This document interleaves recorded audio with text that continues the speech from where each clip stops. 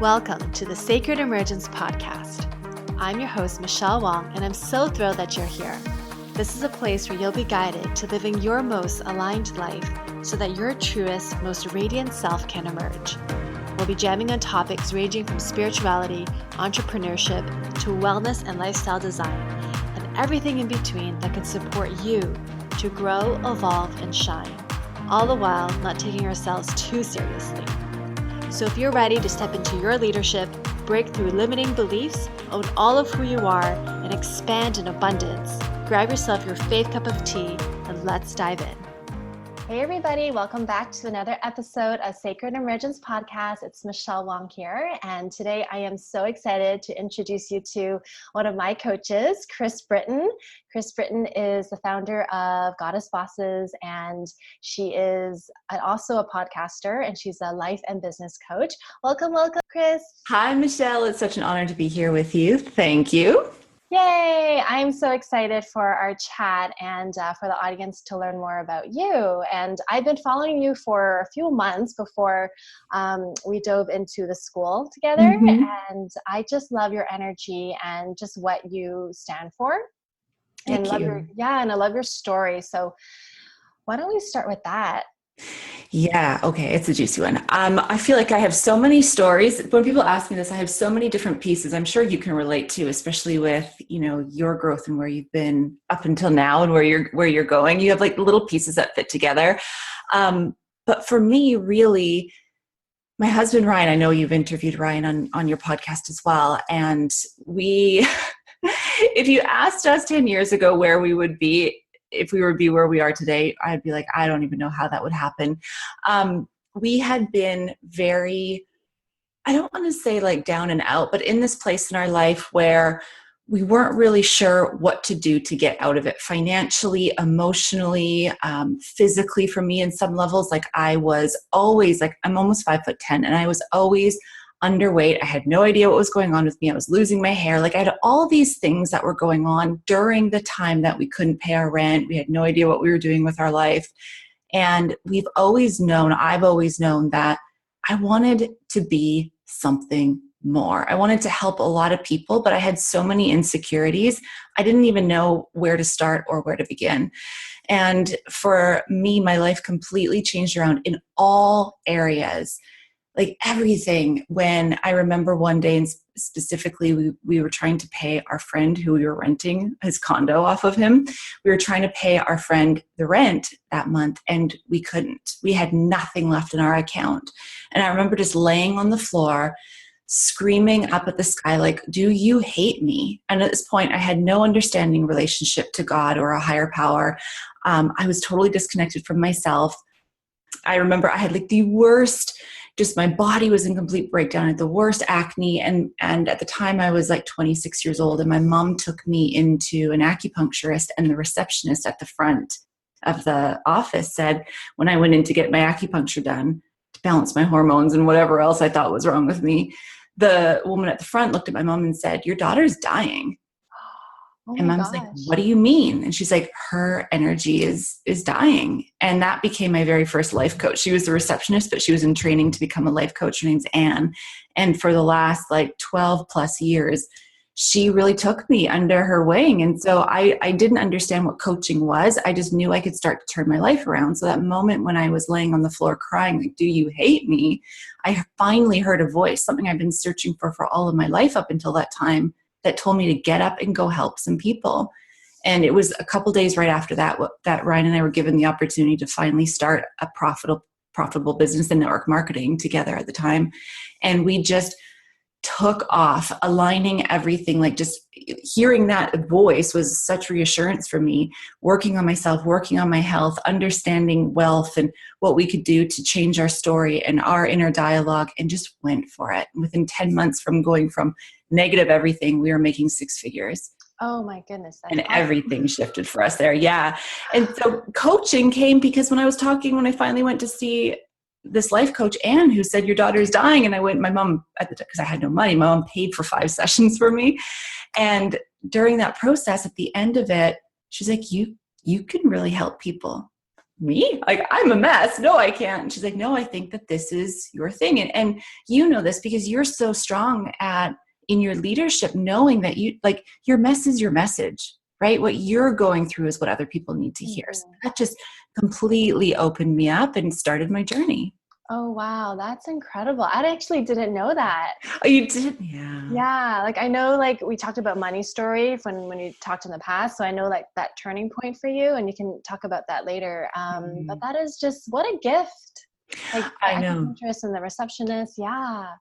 Isn't it true that we all have these moments that you can't make up? Like, you could not line up if you even wanted to. Like the receptionist who I didn't know at all, the first time going there, being bold enough right to say that to my mom was like, wow, thank you. Like, holy cow, thank you. So she is such an incredible friend of ours. She's mentored both myself and Ryan to be the life coaches that we are today. And she's been incredible. Oh, nice. And so I'm curious about like coaching certifications. Like, I don't know if like, because like I'll see all these different coaching certifications out there. And then I know people who are amazing coaches who don't have certification. And so I would love your experience. And yeah. That's so fun. I get asked this all the time. And it was my very first talk about insecurities. And we were talking about this before we hit record, kind of like about podcasting and like, like what it takes from like what wants to come through us. I was so nervous to put my first podcast up that I recorded it on my phone, just riffing on whatever that was like kind of irritating me. And I'm like, well, I'll see if anyone likes it. I remember sending it to my newsletter list and I got a huge feedback on it and it was on this topic, but it never actually made it to my podcast because I was too nervous. So this is the first time like podcasting. Well, here, I have mixed feelings about this because my coach, Anne, she taught me everything I knew based on me going through my own stuff and owning it. She didn't sit me down for 3 days in a classroom or a seminar room and say, okay, to be a life coach, you have to learn this, this, this, this, and this, and just memorize it. I was in 8 years of work with her before I even opened the doors. That's just because at the time, like nobody was life coaching. Like at the time when I had started and I opened my doors, I remember reaching out to Gabrielle Bernstein and it was $35 to have a call with her. Wow. Now that's no, like that's not heard of. And so I believe that it doesn't hurt to have a certification. Do I have a plaque? No. Anne actually never even sent me a certification, but she took me through her process. Mm-hmm. I kind of believe, and this is my philosophy, that I would rather someone mentor me that has gone through it and come out on the other side and teach me what they've owned through it. And that resonates with me. I don't need just someone kind of like rattling off things they've memorized. And it's like, yeah, I'm certified, but I haven't lived it. Mm-hmm. So that's my take. I don't think you need a certification, but I also strongly encourage people that want to become coaches to own and master their craft, meaning do the work on yourself, because that's what people need. Like, don't read one book and then open up the doors and say, I'm a coach, right, and just take someone else's material from the book. Like, do the work. Yeah, that's good. And I think that's where, like, when you talk to someone who's a coach, or like when I do, like, I'll get a feel for whether or not I want to work with them, not based on certifications or anything, but based on like their understanding and their own journey. That's a great tip. So you're so intuitively connected to energy then that you would know it's a yes or a no without needing to know. Yeah. Yeah. I love that. Yeah. And I think a part of me was asking because I'll see like a lot of people like just maybe doubt their own process and doubt their own, and like, oh, I don't know enough, I have to take a certification. And totally. Sometimes I can fall into that. It's like, do I know enough? Right. Right. But it's not knowing, right? It's really like, it's our own lived experience. Mm-hmm. And what I love about you, Michelle, and I know your podcast episodes can relate to this too, is that you don't shy away from anything. Like, you really do. Like, you have this idea, like, let's say with the Sacred Emergence podcast, you have this idea, you're like, this is what I want to do. And instantly it's like, what do I need to do to line it up? How many episodes do I need? Who can I work with? Like, what do I want the feel to be and the photo and all that stuff, all that to be? And I love that you take action on what you hear and what you feel from within. I believe that that's how you live your best life, is following that instead of thinking it needs to be something, right?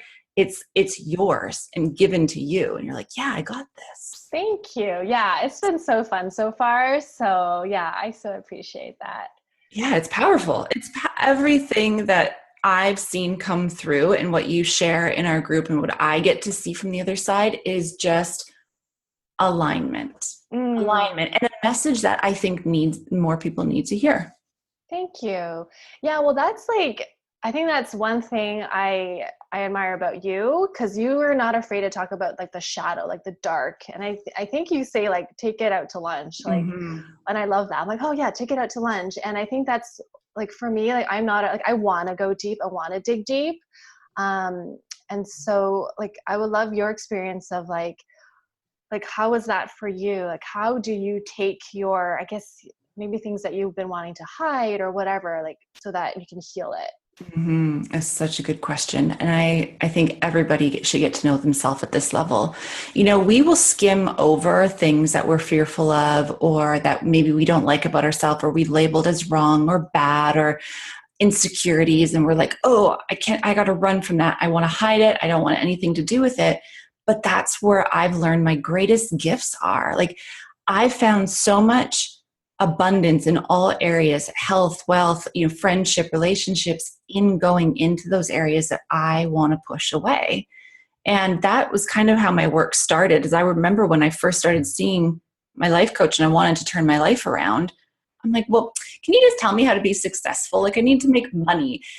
And she was like, no, I want to know about your relationship with your parents. I want to learn about, how you felt at 7 years old when your sister was born. And it's just me and my sister. So there's this big gap. And I didn't understand trauma at the time, and that could have affected me, like all of this stuff. And so now coming back into our bodies as we do as, feminine women, that is so key, because our emotions are telling us where we need to go. And anytime something comes up that's like, gosh, this is kind of painful, or I'm fearful of it, instead of running, just sit and take it out for lunch. And what I mean by that is get to know it. Where did it come from? Can you give it a name? Can you give it a color? Can you give it a feeling? For me, I used to start journaling with it. When something would come up that I wanted to push away, okay, it was uncomfortable as heck, but I'm going to get to know you, and let's just journal about it. So I would almost have like this freaky conversation back and forth with my fear or limitation. And I could pinpoint when in my life it started to show up, because everything happens under the age of 10. And it's just a looping pattern that we'll continuously play out if we don't stop it, accept it, let it go, and learn the lesson. Like, everything we know in this work is awareness is the first step. So if we can become aware of what's trying to rule our emotions or our actions, we can gain control back from it. Because right now, something like, we know this in sales, and I know you've heard us say this all the time, but someone's always enrolling someone, and I'm sure you've heard this in network marketing too, or someone's always trying to sell someone something. We can say it that way, but your emotions will do the same. And if you're feeling depleted, or you're feeling like, I can't, well, then you're letting something else enroll you, or something else is taking your power away. So anytime we can take it for lunch and just get to know it, then we're aware. We're stopping the loop of the pattern, and the shadow no longer is taking us out, but now we can meet it in a healthy way and say, okay, I see you and I feel you, and you probably have some valid points. Yeah, it hurt, or so-and-so said this to me, but I am going to rule the ship.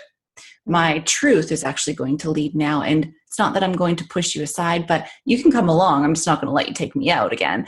And of course, it keeps coming up, doesn't it? Like, it will come up again. so now you get to know it. The next lunch is going to be easy. It's not going to be as hard. It's like not as awkward. But you got to keep going into this stuff, or it'll bury you. I truly believe that. Yeah, I feel like whenever like I, sit and face whatever has been lurking, it dispels whatever discomfort. Like it's that process. It's not as like gnarly as I would imagine it to be. Yeah, that's a great word, gnarly. When I hear that, I'd be like Rudy and like, like it's kind of like, yeah.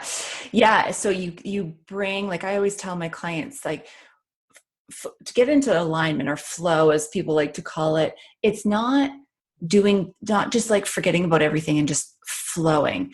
But what we want to do is we want to actually get into alignment, meaning we have to dig up this stuff so we can find what truth actually feels like. You don't want it to be fake truth. You don't want to force something into existence. You just want to uncover. It's like taking the rubble away, just to uncover what your plan is here on this earth, and actually just get into alignment with it. And you have to do that by meeting the stuff that is gnarly. Mm-hmm. Mm-hmm. Oh, so good. So you were talking about enrolling. Yeah, and that's something I remember when we first spoke. One of the things that I wanted to shift away from is really like around like attraction, like and sales and business. And this doesn't necessarily have to be sales or business, but like I was like, I'm tired of having to like hustle. And I just see you and you attract. And so like, I forget what I was asking you when we first talked about, but how do you get into that state of alignment so that when you're talking to people offering your services, like you're not the one that's like out there hustling for customers per se or whatever? Yeah. So I have done sales for years. I've done sales obviously in our business, in network marketing, for other high-end business coaches as their sales team leaders. So sales is something I've gotten really comfortable with. And it's actually something I love because I know I get to meet somebody in their breakthrough. They're going to be scared as heck. And you know this too, like talking with people and being around people that are in an industry that is heavily in sales. Some people call it enrolling. Some people hate the word sales and they call it like, or they want to shy away from it and they call it, I don't know, something else that's like inviting or whatever. But the truth is we're always selling, always, even in our relationships, we're selling. Like, okay, where do you want to go for dinner? It's like, we're always in this conversation. So I feel like to attract the right people to you, it really comes down to your message, your strong stand, like you and your passion in like empowerment and leadership, like the take you have on it, more like speaking so loudly on that. And it's almost to the point where it like irritates you when people aren't doing it the way that you know it can be true. And you just take a stand in that. And that's kind of the way I am with sales. Like I get really upset when I see network marketers or coaches not make the money they want. And they have something so big inside because they have this limitation playing that sales is icky or sales is hard, when it's not. It's not. If you switch it from like, okay, I have to sell somebody something to hit my quota this month or whatever, to I get to serve somebody and solve a problem for them. That's all we get to do. So the attraction, like my selling, starts by me showing up online and just speaking authentically on something that I'm very passionate about. And Ryan and I talk about this all the time. Like you don't want to be vanilla where nobody sees you. You want to be really loud and you want to stand in a way that you're not like going back to the beginning. You're not faking it. It's in you and it pumps you up. Like it fires you up. It's like, gosh, I just need to get out there and talk about this more. So I believe that sales or enrolling starts by what you're putting out there and actually attracting people back to you because they know you're the solution for what they need.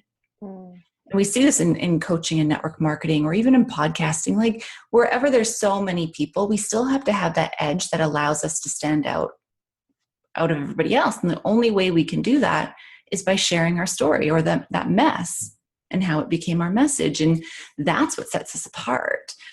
And I think that when we start shifting this idea that we're taking something from somebody and replace it with we are adding value to their life. I believe, like I know you're very spiritual, so I know you believe that when anybody crosses our path, it's not by chance, like it's for a reason.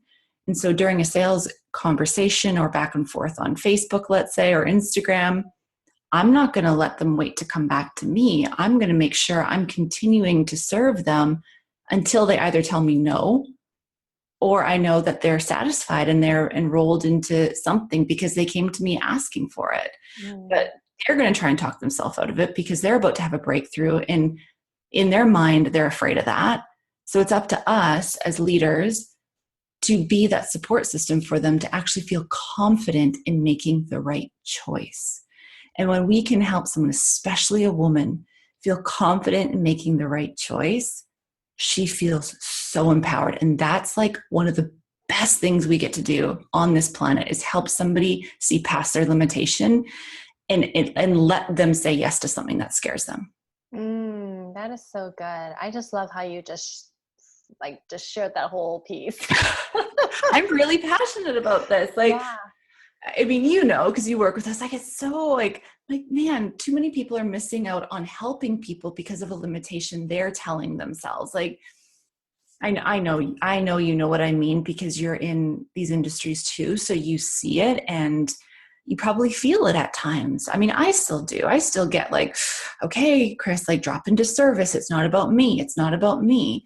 Because there are times, like, we do have goals in business. And I think this is where things get hairy. It's like, you can have a business goal that you want to go after, but that doesn't mean we still treat people like numbers. Like in network marketing, right? This was my biggest thing. Yeah. It made me so irritated. Everyone was like, well, you go to Walmart and you go get your 10 no's. You go talk to people and go get 10 no's and you're going to get one yes. I'm like, well, wait a second. I don't want to treat people like numbers. Yeah. It's like the shotgun approach, right? Mm-hmm. Yeah, I hate that. Totally. Like now, as I mean, sacred emergence, we're feeling it. We're coming. It's like we're coming out from within. We're what's the word? I guess we're igniting from a different way, where we now are attracting. So it's not the way it used to be. And sales is quite different because it's actually very heart-led and connecting now. Yeah. And I feel like a lot of people who think of sales, they're thinking about like the slimy used car salesman, like, oh, I'm not a salesperson. And it's like there's a distinction between selling a service as a spiritual practice versus I'm trying to sell you something that you don't want. Yeah. Yeah. Totally. Yeah. Totally. And even if I was a used car salesman, I would trust that, or saleswoman, I guess, I would trust that person that came in to that lot was looking for something. And if they're not satisfied, or their wall was up, or their guard is up, because we go in, like buying a car, we will feel that. We'll go in and our walls instantly go up. That's just reflecting to me that I haven't done a good enough job to help them feel safe and comfortable. I haven't given them enough value outside of the car, or outside of our product, or outside of our program. I haven't met them yet. So I'm just coming too much from my head, and I'm not coming from my heart. Because when I'm coming from my heart, even if I was selling used cars, I would still be able to meet that person in a way where they felt like, oh, okay, I actually feel safe. I get to make a choice here now. She's not leading me, but now she's going to actually walk with me, and we're going to go look at the cars and figure out which is the best based on my wants and their wants and needs, my wants and needs, you know what I mean? So I think it's just a different language and a different dance. And it has this weird stigma, and it's just not like that anymore, I don't think. I love it. Be. You should be a car salesman. I'll buy cars off of you. There was this time where I'm like, I could probably do really well at that. Like a short little time, but I'm like, oh, I don't want to go into anywhere. Oh, that's awesome. Yeah, we have a lot of friends that do love it and do so well at it. Well, I love to, like, if we can rewind a bit, and like when you first started with your coaching business, like how did you actually get started? Did you like write a list of people that you think would, love to work with you and reach out to them? Like, how was the process for you? Yeah, that's a great question. So let me think back. At the time, I had a blog. I was documenting my daily life with my food journey. So I had found out I had terrible food allergies that was causing my acne and my hair loss, and I changed my diet, and it was just crazy. So this is before social media, and believe it or not, back in the day, all we did to get ourselves out there was blog, and we would go back and forth and write on each other's blogs. So there's like a circle of food bloggers that we would be connected with. And that's kind of how we got it out there. At the time, social media, like Google, like SEO no one was on there. So I would have thousands of blog readers a day. And I remember being so afraid because I just talked about my daily life and food and recipes that I didn't want to talk about a spiritual journey I was going on, or I didn't want to talk about life coaching. So I was really nervous to post on my blog, like, hey, I'm opening up some spots. But I did it. I completely undercharged. It was horrible at first because I didn't really know what I was doing. My life coach wasn't a business coach, so she wasn't able to help me that way. So I had a couple clients that were paying me very minimal, but it got my feet wet and got my confidence up. And from there, I actually went and hired a business coach. We had no money. We had to go around and sell everything in the condo because I knew in my soul that I could do this. And she was teaching how you could do an interview series to enroll people to opt in. And then from there, you had a bunch of people that you could find out what they needed and what they wanted and offer your services. So from there, I was able to grow my coaching business to a full-time income and kind of kicked everything off. But at the very beginning, it was just through my blog. I love that. And I love how motivated you were to sell stuff, to hire a coach. Because some people would be like, I don't have enough money, and that's it. Exactly. And I encourage everybody that has ever said that, like, I believe it because I didn't have the money. But at the time, I also didn't think, what would I do another year if I didn't make the change now? Because I hear this all the time. People are like, well, next year, when the school sold opens next year, I'll do it. And with love, it's never the right time. Next year is going to be something else. So if you make a decision to change your life, do it now. And so it actually motivated me. And I went to my coach at that time. I said, okay, I sold things like Ryan's Wii, his video game system, and speakers and all this stuff. I said, I have 2 months worth of payments. That's all I got. Do you think I can get things up and going? And I was the fastest in that group program to build my email list and launched that email list, me and one other person. And that allowed me, one, also to grow my business, but stand out to this person who is now my friend. And I also had the opportunity to sell for her as her business has grown. Like this is how I believe you really create a better life, is when you do just follow, like it felt right. And I knew I had to get resourceful.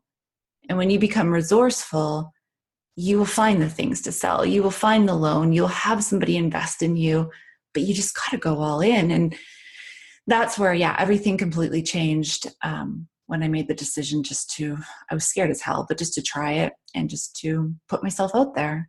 So I had to interview people, and I was so scared. Well, I would like, if I was a coach, like a business coach, and you came to me and you're like, I sold stuff and I have 2 months. I'm like, oh my God, you're like my dream client because you're so motivated. Right. Yeah. Yeah, exactly. Yeah. And like I would place bets on people like me because they have to go. They're so hungry to go.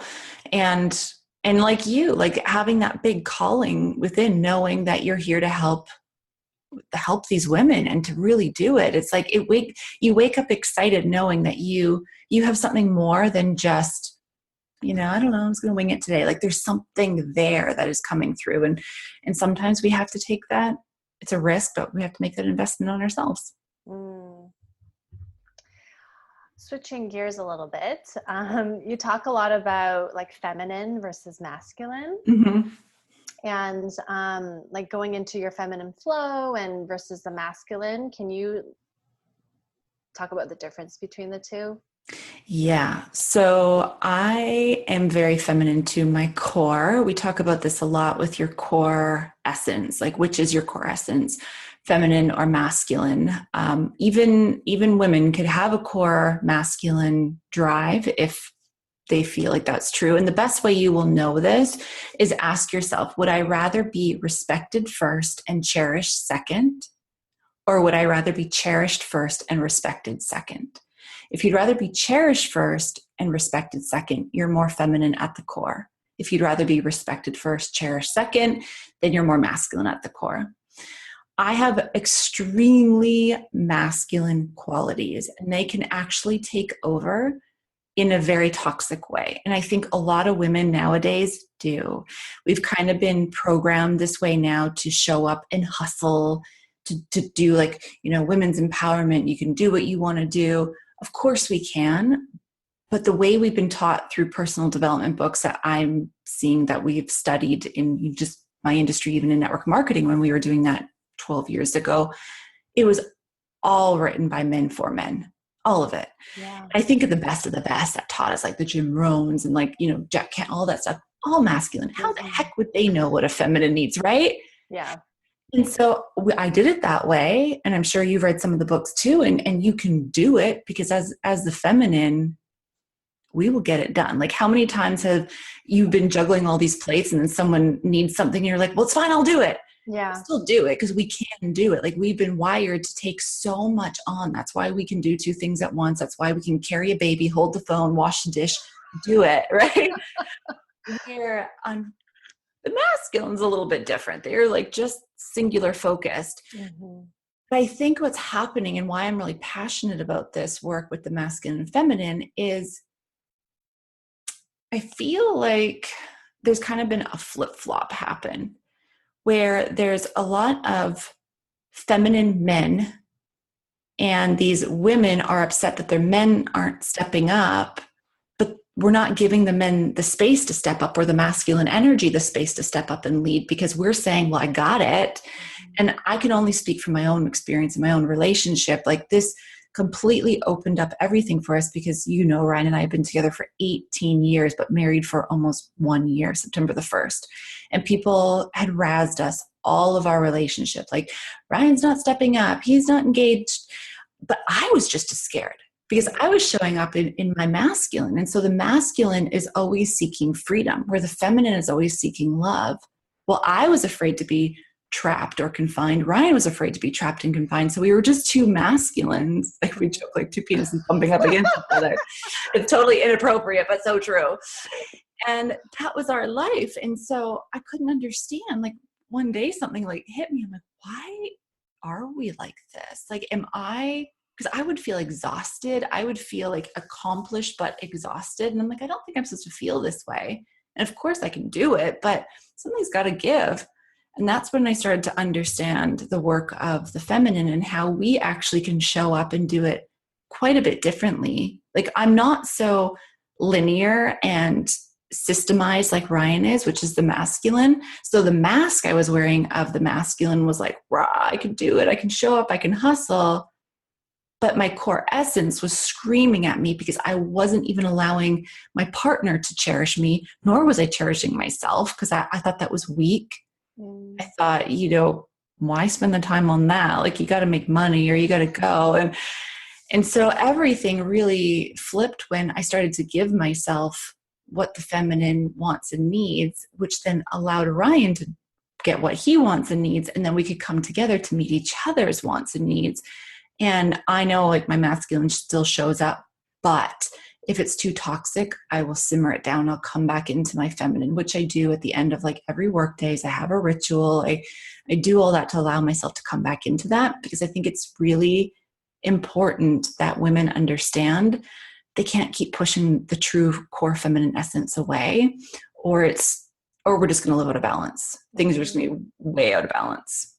I love that. And like, a lot of times when I talk to other women about self-care, I'll get the feedback of like, oh, self-care is like another thing I have to add to the list. And it's like, self-care just goes over my head. Self-care sounds like work.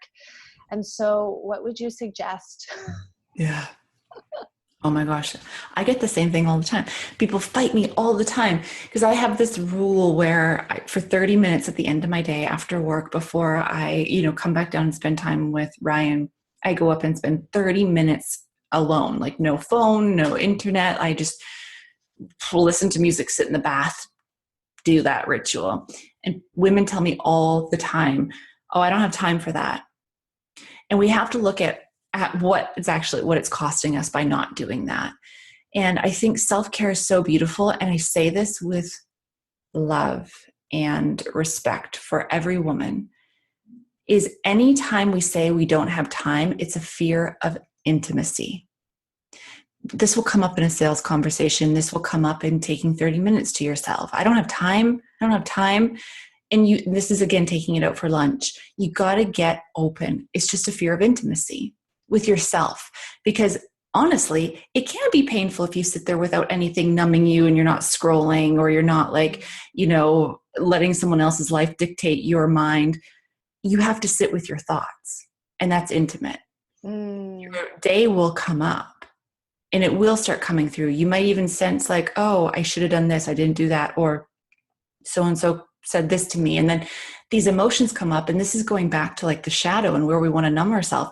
By nature, we just want to push it away.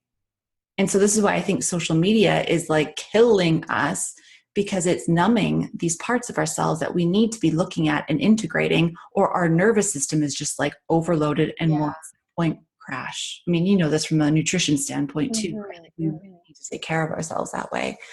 So I do challenge people and say like, well, from my understanding, it's just a fear of intimacy. And they're like, what do you mean?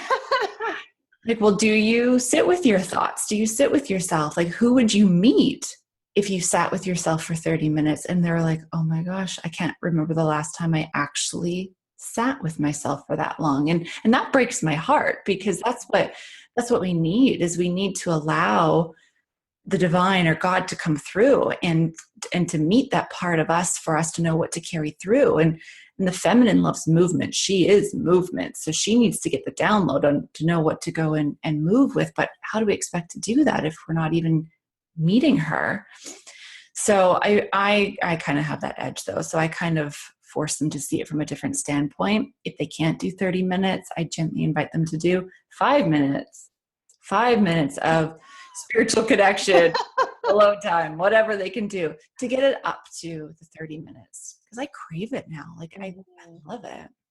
Yeah, like the first thing I do in the morning, because I don't have my cell phone in my bed, like it's on airplane mode. Smart. Yeah, and it's like, I actually, like 30 minutes is not enough. Like an hour would be. Yeah. Yeah, and it's just like, I'll journal. It's like, I'll meditate. It's like my time. And then once I turn on my phone, then it's like, okay, all hell breaks loose. And it's like, whatever. Totally. So do you have like a practice that you get into, and then you go into your meditation, your journaling? Like, do you like pray, or do you ask for guidance? Like, is that kind of the foundation for you? Yeah. I mean, it kind of changes. I'm not very like structured with it, but I'll do like a gratitude journal. If I wake up and I remember my dreams, I'll jot it down. Oh, and then fun. Yeah, and I'll either meditate, I'll say like my prayers, like it's like an affirmation / prayer thing. Yeah.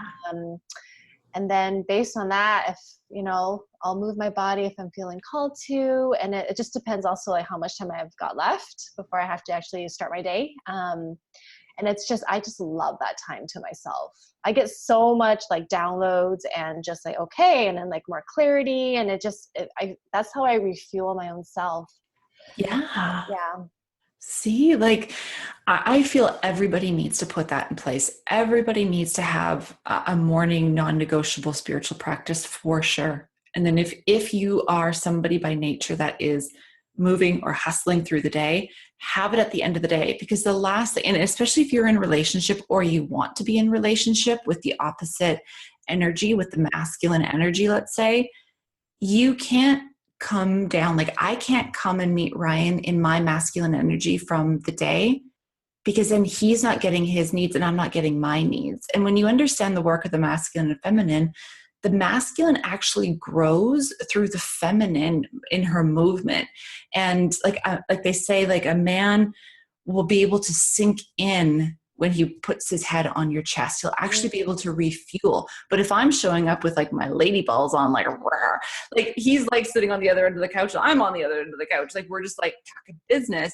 So it takes, and that to me, because I'm driven, and I don't know if it is for you, it's like a high for me to be in my hustle mode. And it can get addictive. I can totally feel that like, oh, like it surges through me. So it is a constant reminder, like, no, come back. It's safe in your feminine. I'm not going to, like, again, all my demons come up about it being weak or this or that, or you got to show up more, and just knock that off and come back in and start your day like you're saying you do. And I think that's such a strong foundation.